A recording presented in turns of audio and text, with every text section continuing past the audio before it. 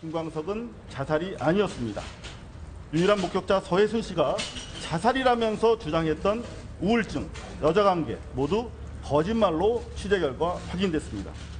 우울증 약은 검출되지 않았고요. 여자관계 대신 거꾸로 서혜순 씨의 남자관계가 있었으며 그것 때문에 김광석 씨는 죽기 전날 이혼을 통보했고 다음날 새벽 사망했습니다. 집에 혼자 있었다고 했지만 전과 13범의 오빠가 함께 있었던 것으로 확인됐습니다. 그런데요. 지금 이제 이상호 기자 그 검찰에 고발장 접수하러 갔을 때 지난주였습니다. 그 인터뷰했던 내용을 지금 저희가 다시 들려드린 건데 지금 이윤호 학장님 네. 여기 보면요 상당히 민감한 내용들이 인터뷰 내용에 많이 들어가 있단 말이에요. 지금 이상호 기자 그 주장에는요. 네. 일단은요.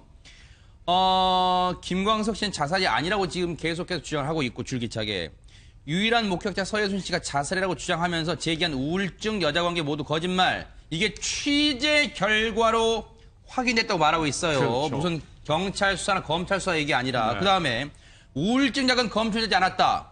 여자관계 대신 즉 김광석 씨가 여자관계가 있었다는 그 말 대신에 그 사실과 달리 거꾸로 서혜순 씨 부인 서혜순 씨가 남자관계가 있었다고 지금 이런 민감한 얘기까지 하고 네. 있고 그것 때문에 김광석 씨가 죽기 전날 이혼을 통보했다.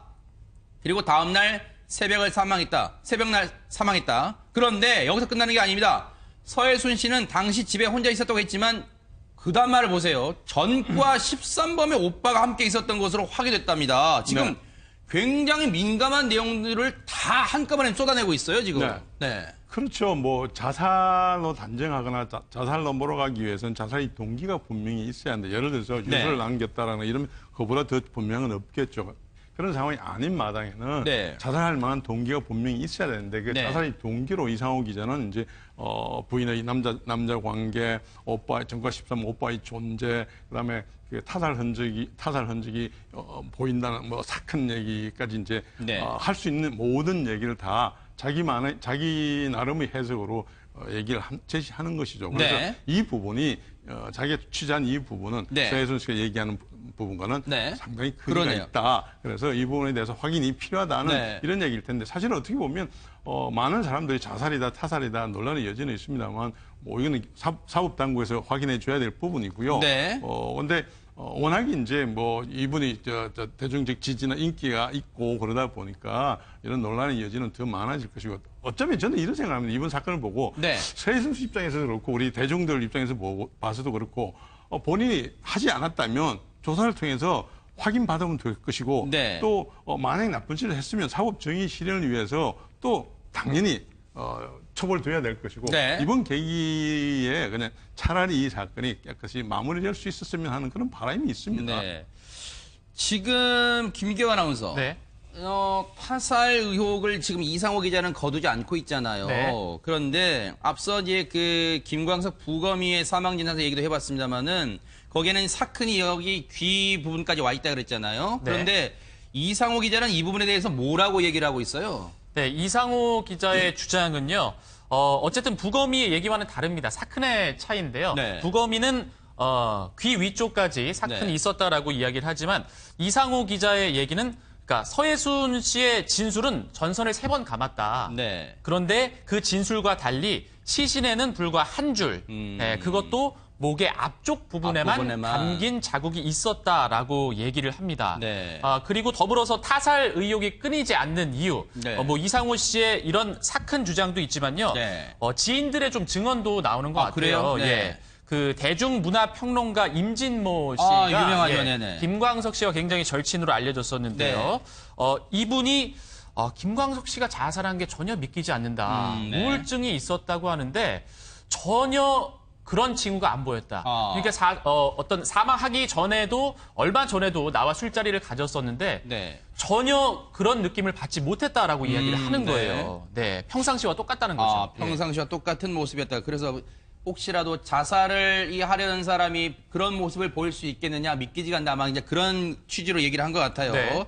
자, 남편 김광석 씨의 죽음과 관련해서 서혜순 씨가 뭐라고 했는지 얘기를 들어보고 이어가 보도록 하겠습니다. 그날 그 집에는 어쨌든 오빠 계셨고 친오빠 서혜순 씨, 그래서 이제 뭐 김광석 씨 그걸 자꾸 얘기를 계셨던 하시는데 거예요. 경찰에 다 얘기했지만 그냥 서오빠 그렇게 뭐 나오니까 잠깐 쓰러져 있어서 왜 들어가서 자지 그러냐는데 이상하게 좀 쓰러지길래 뭐 나는 이제 술 먹고 취한 줄 알고 예. 이렇게 흔들었는데 좀 뭐 이상한 것 같아가지고 뭐 우황청심환도 먹이고 하다가 뭐 이상하게 안 되니까 저는 이제 119에 신고하고 오빠가 같이 이제 119가 마침 도착했을 때 오빠랑 같이 올라왔어요. 네, 사이렌이 울리니까 오빠는 이제 불이 난 줄 알고 예. 그 팬티 바람으로 나왔었고 119 대원하고 올라온 거고. 예, 오빠분은 그때 이제 그 사이렌 소리 듣고 처음 올라오신 거고요. 네네 같이 대원하고 같이 올라왔어요. 사실 20년 전부터 계속 이제 뭐 소문이지만 오빠분에 대해서도 의심하는 사람들이 있었단 말입니다. 오빠가 요번에 다 지금 TV조선하고 다 인터뷰하시고 집안도 좋으신 분이고 다들 뭐 저희 아버지가 다 군인이시고 훈장도 받으셔서 상당히 좋은 집안인데 저희 오빠도 지금 너무 화가 나셔가지고 예. 소송 지금 뭐 준비 저희 중이시고. 동창 뭐 저희 오빠 지금 이윤우 학장님, 네. 지금 오빠 얘기, 서혜순 씨 오빠 얘기 나왔잖아요. 앞서 이상호 기자 얘기가 그거였잖아요. 전과 13범에 서혜순 씨 오빠가 함께 있었다 그랬잖아요. 네. 일단은 함께 있었다는 거에 이 방점이 있는 게 아니라 지금 전과 13범이라고 지금 주장한 거에 있단 말이에요. 그래서 지금 그 얘기를 지금 인터뷰 중에 물어보니까 지금 오빠가 굉장히 화가 나 있대요. 네. 전과 13범 이 부분은 지금 이상호 기자가 무슨 근거로 이렇게 얘기하고 있을까? 이거 그리고 금방 확인될 수 있는 얘기입니까? 전과 13범 얘기가? 혹시 어떻습니까? 이 부분? 일반인들이 남의 증권 기록을 조회할 수는 없죠. 아하, 네. 뭐 이거는 프라이버시 침해가 되기도 하고 인권 침해 소지가 있어서 네.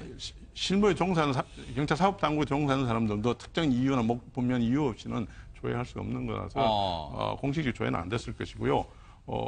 사실은 오빠가 있었다는 것도 문제이지만 네. 또 이제 전과 13범이라는 것을 강조함으로써 네. 어떤 범행에 가담할 수 있는 여지가 높다는 것을 강조하기 위한 그런 내용 같고요. 네. 이거는 뭐 경찰에서든 또는 사법당국에서 분명히 간단하게 확인해 줄 수 있는 부분이니까 네. 만약에 서혜순 씨 말처럼 집안이 좋으시고 훌륭하신 분이라면 전과 13범 전혀 아니라면 네. 이 부분에 대해서는 본인이 오빠가 네. 명예훼손으로 뭐 고소 고발할 수도 있고 그걸 네. 통해서 자신의 억울함을 확인하면 될 네. 부분입니다. 이 부분은. 박주민 변호사님, 네. 만약에요. 지금 저희가 CG로 보여드렸습니다만은 이상호 기자는 이걸 다 근거를 갖고 있다고 이제 본인 누차 얘기하고 있잖아요. 그렇죠. 그럼 서혜순 씨 오빠가 전과 13범이라고 했다는 부분, 물론 이 사건의 본질과 관련이 있을지는 제가 단언할 수 없겠습니다만 이거는 혹시 아니면 어떻게 되는 거예요? 그렇죠. 구체적 사실을 적시해서 그 사회적 가치를 떨어뜨리는 행위를 명예훼손이라고 그럽니다. 네. 구체적 사실, 전과 13범이라는 어떤 사실을 적시해가지고 그 오빠의 사회적, 인격적 가치를 좀 떨어뜨리는 행위거든요. 그러니까 명예훼손이 될 가능성이 높아 보입니다. 네. 명예훼손도 마찬가지로 경찰이 뭐 직접 수사를 할 수 있지만 통상적으로는 고소 조치, 고발 조치를 통해서 하기 때문에 네. 만약에 서혜순 씨 오빠가 지금 특정도 됐다고 봐야 돼요. 예전에는 서혜순 씨 이름도 특정이 안 돼가지고 오빠까지는 누군지를 알 수가 없는 상황이기 때문에 비록 그 얘기를 하더라도 큰 문제는 없는데 지금 정도면 서혜순 씨라는 사람이 이름이 특정이 됐고요. 네. 그 사람이 오빠라면 주위 사람은 누군지 다 알 수 있을 겁니다. 그런 상황이라면 전과 13번 이 부분이 뭐 진짜든 거짓이든 간에 만약에 이렇게 다툼이 있다 그러면 명예훼손죄로 뭐 조사가 가능한 그런 부분이라 생각이 듭니다. 이거 어쨌든 이건 이 사건의 본질 여부를 떠나서요. 전과 13범이 맞다고 지금 이상호 기자는 얘기하고 있는데 이건 사실 여부를 좀 확인할 필요가 있을 것 따져봐야 같아요. 되겠죠. 네. 근데 최명규 원장님, 지금 서혜순 씨는 그 딸 서연 양의 죽음이 10년 만에 지금 알려지게 되면서 지금 또 다른 의혹을 받고 있잖아요. 딸의 죽음을 알리지 않은 이유에 대해서 여러 가지 또 의혹의 눈길이 있어요. 근데 본인 얘기를 하나 읽어드리고 말씀 들어볼게요. 남편이 죽은 후 시댁을 한 번도 본 적이 없고 친정에도 알리지 않았다. 장애를 가진 딸의 죽음으로 무슨 조문을 받거나 부조금을 받거나 하고 싶지 않았다. 이게 CBS 인터뷰에서 밝힌 내용이에요. 근데 이게 글쎄요, 일반적인 상식으로는 어떻게 이해가 되세요? 어떻습니까? 일단은 뭐 계속 이제 언급이 되었던 이제 금전과 관계된 부분도 일정 작용을 했을 거고요. 소송도. 네. 또 감정도 굉장히 상해 있긴 했을 거예요. 왜냐하면 결국은 이 상태가 본인이 소송에 있었던 상태인 거잖아요. 그렇기 때문에 본인한테 소송을 건 시댁에 네. 가고 싶진 않았을 거고요. 아. 그러면서 본인은 또 이렇게 합리화할 수 있는 거예요. 결국 그 소송에 있어서 네.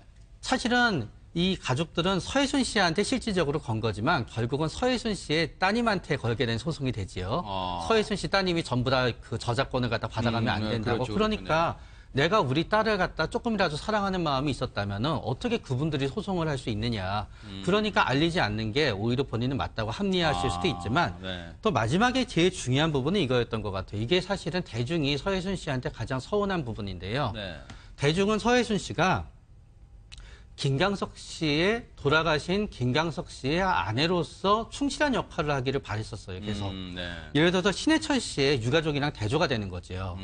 그런데 서해순 씨는 그게 아니라 김광석 씨한테 벗어나고 싶은 거예요. 그러면서 대중이 느끼는 배신감은 뭔가 하면은 네. 그래 김광석 씨를 갖다 서해순 씨가 본인의 삶에서 지울 수는 있다 그러지만 네. 김광석 씨의 저작권에 나오는 돈은 본인이 챙기면서 네. 본인이 김광석 씨를 본인의 삶에서 지우고자 하는 게 대중은 용서가 안 되는 거예요. 네.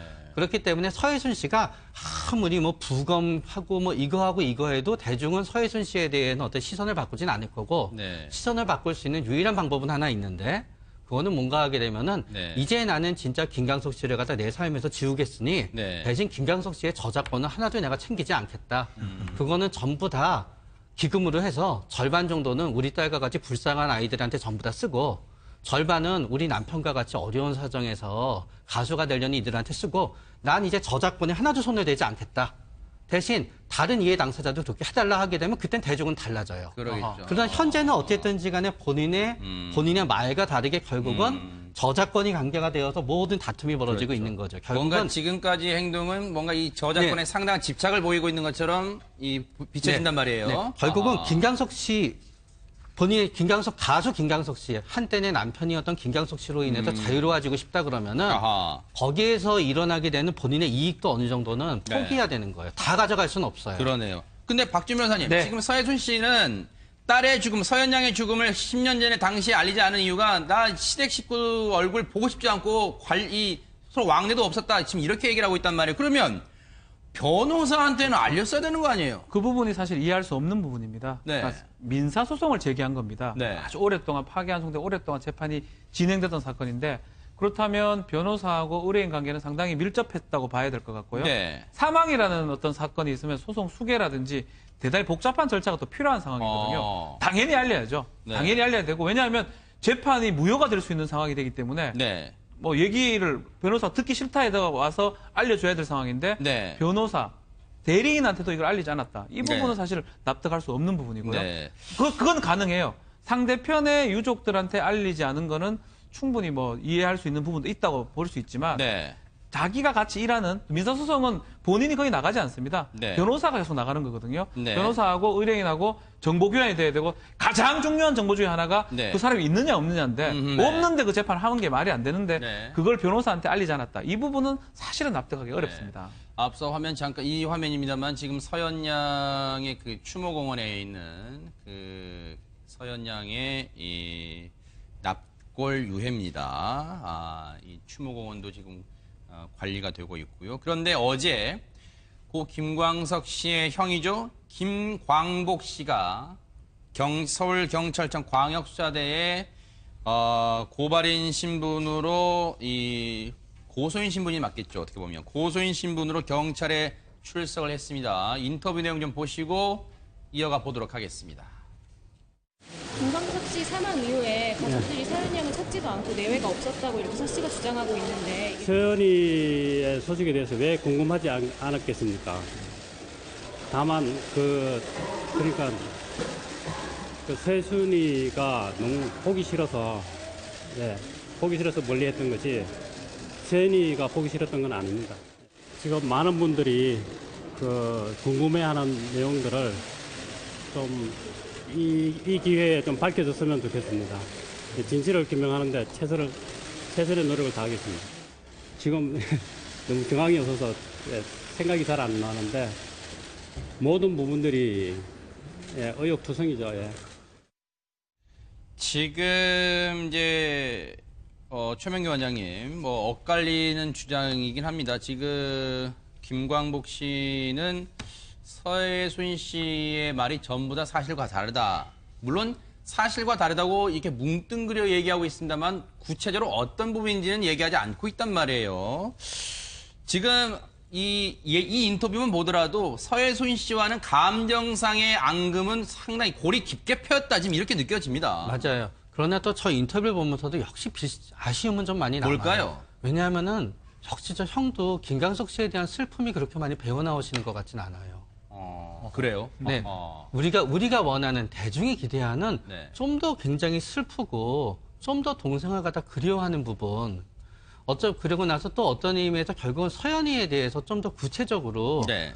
어떤 그리움이 있었고 네. 그리고 지금이라도 서연이가 이렇게 슬픈 일이 있었다는 걸 알고 나서 그 다음엔 과연 몇 번이나 갔을까?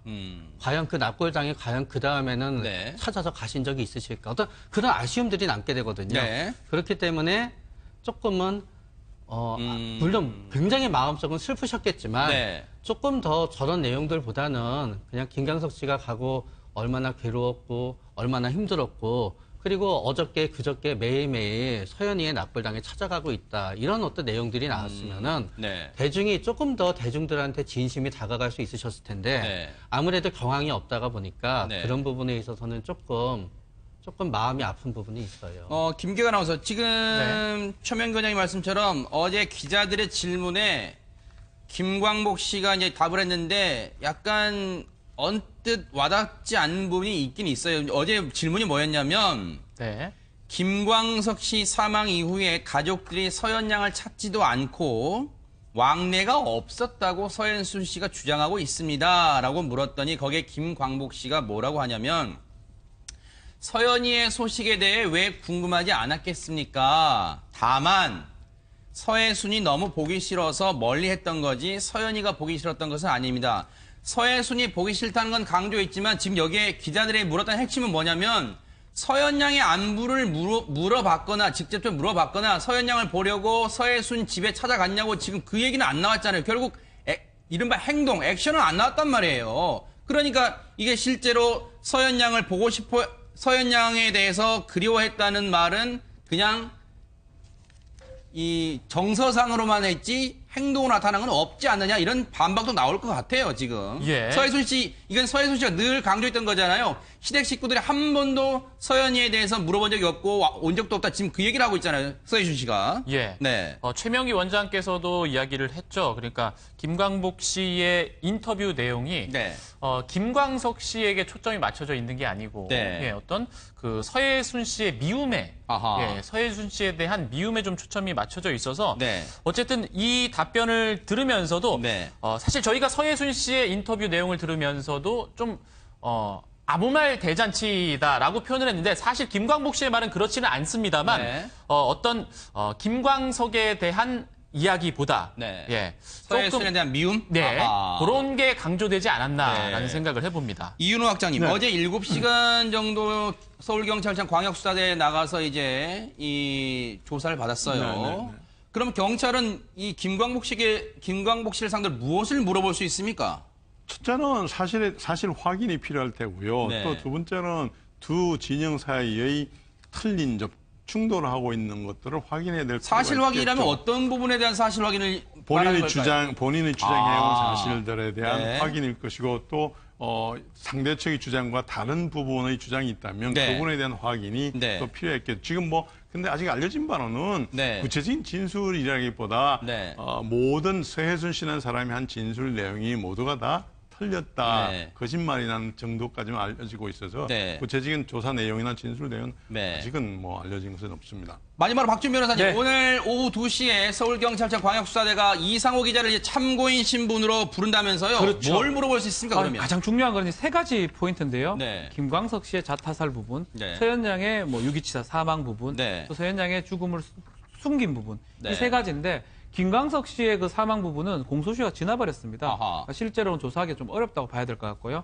서현 양의 그 유기치사, 그 사망 부분도 조사는 가능하지만 네. 그걸 더 이상 확인하는 방법은 사실 없다고 봐야 돼요. 네. 당시 간호사라든지 의사의 다른 어떤 반박 증거가 있다면 네.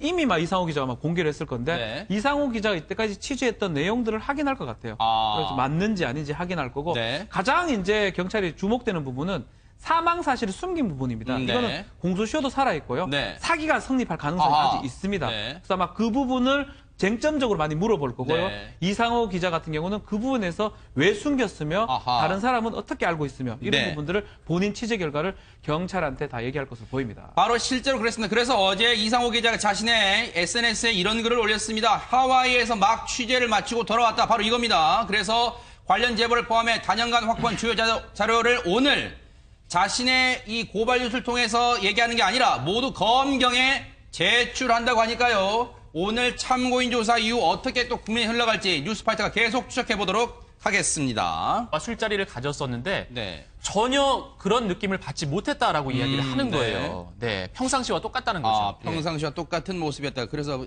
혹시라도 자살을 하려는 사람이 그런 모습을 보일 수 있겠느냐 믿기지가 않다. 아마 이제 그런 취지로 얘기를 한 것 같아요. 네. 자, 남편 김광석 씨의 죽음과 관련해서 서예순 씨가 뭐라고 했는지 얘기를 들어보고 이어가 보도록 하겠습니다. 그날 그 집에는 어쨌든 오빠 계셨고 친오빠 서예순 씨, 그래서 이제 뭐 김광석 씨 그걸 자꾸 얘기를 계셨던 하시는 거예요. 경찰에 다 얘기했지만 그냥 서오빠 그렇게 뭐 나오니까 잠깐 쓰러져 있어서 왜 들어가서 자지 그러냐 했는데 이상하게 좀 쓰러지길래 뭐 나는 이제 술 먹고 취한 줄 알고 예. 이렇게 흔들었는데 좀 뭐 이상한 것 같아가지고 뭐 우황청심환도 먹이고 하다가 뭐 이상하게 안 되니까 저는 이제 119에 신고하고 오빠가 같이 이제 119가 마침 도착했을 때 오빠랑 같이 올라왔어요. 네, 사이렌이 울리니까 오빠는 이제 불이 난 줄 알고 예.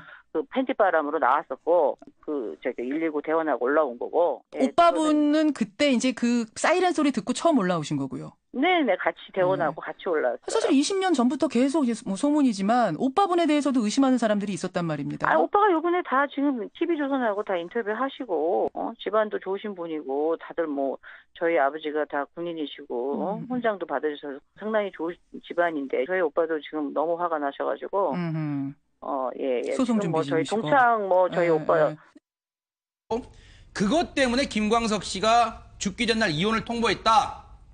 그리고 다음날 새벽날 사망했다. 그런데 여기서 끝나는 게 아닙니다. 서예순 씨는 당시 집에 혼자 있었다고 했지만 그 다음 말을 보세요. 전과 13범의 오빠가 함께 있었던 것으로 확인됐답니다. 지금 굉장히 민감한 내용들을 다 한꺼번에 쏟아내고 있어요, 지금. 네. 그렇죠. 뭐 자살로 단정하거나 자살로 몰아가기 위해서는 자살의 동기가 분명히 있어야 하는데 예를 들어서 유서를 남겼다라는 이런 그보다 더 분명은 없겠죠.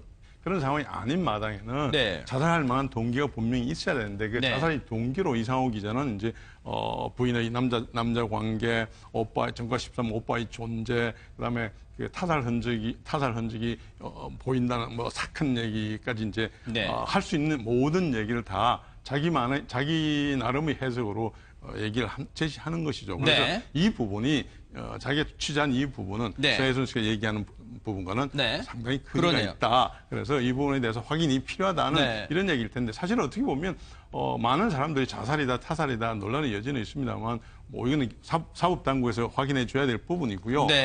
근데 워낙에 이제 뭐 이분이 대중적 지지나 인기가 있고 그러다 보니까 이런 논란의 여지는 더 많아질 것이고 어쩌면 저는 이런 생각합니다. 이번 사건을 보고 서예순 씨 입장에서도 그렇고 우리 대중들 입장에서 봐서도 그렇고 본인이 하지 않았다면 조사를 통해서 확인받으면 될 것이고 또 만약에 나쁜 짓을 했으면 사법 정의 실현을 위해서 또 당연히 처벌돼야 될 것이고 이번 계기에 그냥 차라리 이 사건이 깨끗이 마무리될 수 있었으면 하는 그런 바람이 있습니다. 지금 김기경 아나운서 타살 의혹을 지금 이상호 기자는 거두지 않고 있잖아요. 그런데 앞서 이제 그 김광석 부검의의 사망 진단서 얘기도 해봤습니다만은 거기에는 사큰이 여기 귀 부분까지 와 있다 그랬잖아요. 그런데 이상호 기자는 이 부분에 대해서 뭐라고 얘기를 하고 있어요? 네, 이상호 기자의 주장은요. 어쨌든 부검의 얘기와는 다릅니다. 사큰의 차이인데요. 부검의는 귀 위쪽까지 사큰이 있었다라고 이야기를 하지만 이상호 기자의 얘기는 그러니까 서예순 씨의 진술은 전선을 3번 감았다. 그런데 그 진술과 달리 시신에는 불과 한 줄. 그것도 목의 앞쪽 부분에만 감긴 자국이 있었다라고 얘기를 합니다. 그리고 더불어서 타살 의혹이 끊이지 않는 이유. 뭐 이상호 씨의 이런 사큰 주장도 있지만요. 지인들의 좀 증언도 나오는 것 같아요. 그래요? 그 대중문화평론가 임진모 씨가 유명하죠. 네네. 김광석 씨와 굉장히 절친으로 알려졌었는데요. 이분이 김광석 씨가 자살한 게 전혀 믿기지 않는다. 네. 우울증이 있었다고 하는데 전혀 그런 징후가 안 보였다. 그러니까 어떤 사망하기 전에도 얼마 전에도 김광석은 자살이 아니었습니다. 유일한 목격자 서혜순 씨가 자살이라면서 주장했던 우울증, 여자관계 모두 거짓말로 취재 결과 확인됐습니다. 우울증 약은 검출되지 않았고요. 여자관계 대신 거꾸로 서혜순 씨의 남자관계가 있었으며 그것 때문에 김광석 씨는 죽기 전날 이혼을 통보했고 다음날 새벽 사망했습니다. 집에 혼자 있었다고 했지만 전과 13범의 오빠가 함께 있었던 것으로 확인됐습니다. 그런데요. 지금 이제 이상호 기자 그 검찰에 고발장 접수하러 갔을 때 지난주였습니다. 그 인터뷰했던 내용을 지금 저희가 다시 들려드린 건데 지금 이윤호 학장님 네. 여기 보면요 상당히 민감한 내용들이 인터뷰 내용에 많이 들어가 있단 말이에요. 지금 이상호 기자 그 주장에는요. 일단은요. 김광석 씨는 자살이 아니라고 지금 계속해서 주장하고 있고 줄기차게 유일한 목격자 서혜순 씨가 자살이라고 주장하면서 제기한 우울증, 여자관계 모두 거짓말. 이게 취재 결과로 확인됐다고 말하고 있어요. 그렇죠. 무슨 경찰 수사나 검찰 수사 얘기 아니라. 그다음에 우울증 약은 검출되지 않았다. 여자관계 대신 즉 김광석 씨가 여자관계가 있었다는 그 말 대신에 그 사실과 달리 거꾸로 서혜순 씨 부인 서혜순 씨가 남자관계가 있었다고 지금 이런 민감한 얘기까지 하고 있고. 지금 이윤호 학장님, 지금 서혜순 씨 오빠 얘기 나왔잖아요. 앞서 이상호 기자 얘기가 그거였잖아요. 전과 13범에 서혜순 씨 오빠가 함께 있었다 그랬잖아요. 일단은 함께 있었다는 거에 이 방점이 있는 게 아니라 지금 전과 13범이라고 지금 주장한 거에 있단 말이에요. 그래서 지금 그 얘기를 지금 인터뷰 중에 물어보니까 지금 오빠가 굉장히 화가 나 있대요. 전과 13범 이 부분은 지금 이상호 기자 무슨 근거로 이렇게 얘기를 하고 있을까? 이거 그리고 금방 확인될 수 있는 얘기입니까? 전과 13범 얘기가? 혹시 어떻습니까? 일반인들이 남의 증거 기록을 조회할 수는 없죠. 이거는 프라이버시 침해가 되기도 하고 인권 침해 소지가 있어서 실무에 종사하는 경찰 사법당국에 종사하는 사람들도 특정 이유나 분명 이유 없이는 조회할 수가 없는 거라서 공식적 조회는 안 됐을 것이고요.